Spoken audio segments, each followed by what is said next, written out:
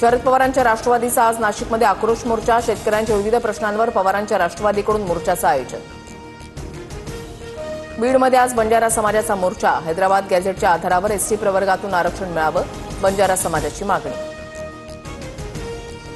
Hyderabad gadget सर्वातील GR बाबतच्या याचिकेवर मुंबई हायकोर्टामध्ये आज सुनावणी. राज्य सरकारच्या भूमिकेकडे लक्ष.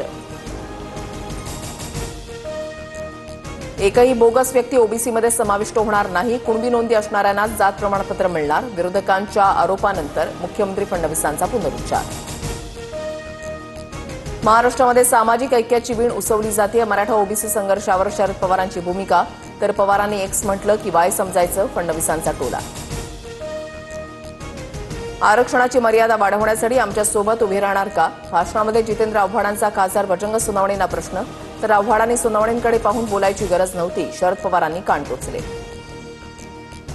मराठा मुलींबाबतच्या वादग्रस्त विधानानंतर ओबीसी नेते लक्ष्मण हाकेंच्या विरोधात गुन्हा दाखल. तर आंतरजातीय विवाहाच्या योजनेवरूनच भाष्य केलं, चुकीचं बोललो नाही, हाके विधानावर ठाम.